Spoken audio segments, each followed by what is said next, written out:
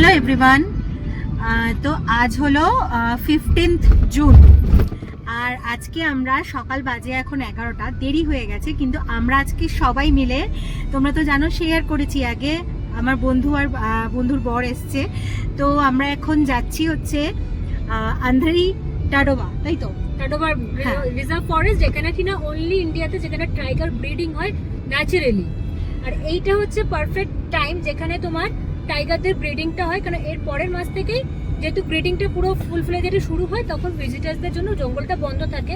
আর তার সাথেও বর্ষাটাও এসেছে, বর্ষাকালে এমনিতেই মোস্ট অফ দ্য জঙ্গল সাফারিগুলো পুরো বন্ধ থাকে। তো সেটাই, আর এটা এই সময়টা আমরা দেখেছি, কারণ আমরা নিজেরা পার্সোনালি লাস্ট 2 সপ্তাহ আগে গিয়ে গেছিলাম, তো খুব ভালো এই সময় স্পটিংটাও হয়।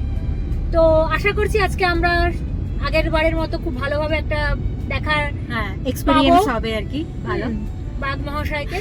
তো চলো দেখা যাক, তোমাদের সাথেও সেটা আমরা শেয়ার করব তাদের ভিডিওগুলো। তোমরা জাস্ট হচ্ছে বেরিয়েছি, এখন গাড়িতেই রয়েছি, আর এদিকে তো আমি আর প্রিয়াঙ্কা তো রয়েছি। এই দেখি এদিকে কে রয়েছে, এদিকে রয়েছে দীপেন্দু, এখানে এখানে সামনে আছে হচ্ছে সোনু ছোট ড্রাইভার, আর এইদিকে আছে হচ্ছে কল্লোলদা। তো এই হচ্ছে আমরা জাস্ট স্টার্ট করেছি আর মোটামুটি 10 মিনিট হচ্ছে হলো। তো চলো একে একে তোমাদের সাথে 3 ঘন্টার আমাদের এখন রাস্তা, 3 ঘন্টার রাস্তা, প্রায় 150 কিলোমিটার যেতে হবে ওখানে। তারপর ওখান থেকে আমাদের সাফারি যে গাড়ি আছে সেইভাবে হচ্ছে আমরা এনজয় করব পুরো জার্নিটা। তো চলো একে একে তোমাদের সাথে ফুল জার্নিটা হচ্ছে শেয়ার করব। 15 তারিখের এই জার্নিটা কিন্তু আমরা সবাই ভীষণভাবে এনজয় করেছিলাম। মেইনলি কিন্তু কল্লোলদাও নাগপুরে আসার আগের থেকে এটা প্ল্যান করে রেখেছিল, আর তার সাথে দিব্যেন্দুও ব্যাপারটা জানতো, কিন্তু আমি, সোনু, প্রিয়াঙ্কা কিছুই জানতাম না। রাস্তাগুলোতেই যখন যাচ্ছিলাম না, এত অপূর্ব লাগছিল। তো যেটা বলছিলাম, আমরা সানডে রাত্রিবেলা জানতে পারি যে নেক্সট ডেতে আমরা এরকম একটা জায়গাতে যাচ্ছি। এই যে ভিউটা দেখছো রাস্তার, এটা কিন্তু তখন আমরা টাডোবাতে ঢুকে পড়েছিলাম। দুদিকে একদম ঘন জঙ্গল, আর মাঝখান থেকে রাস্তা দিয়ে আমরা যাচ্ছিলাম।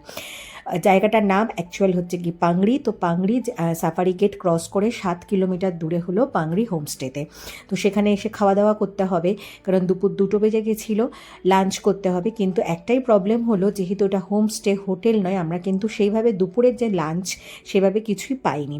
তো আমরা ওদের চটজলদির মধ্যে বানিয়ে দিল আমাদের হচ্ছে পোহা আর 5 জনের জন্য, আর ডবল ডিমের অমলেট। সেখান থেকে খাওয়া দাওয়া করে আমরা আবার চলে আসলাম পাংড়ি সাফারি গেটে, আর এরপরে ঢুকে পড়লাম ভেতরে।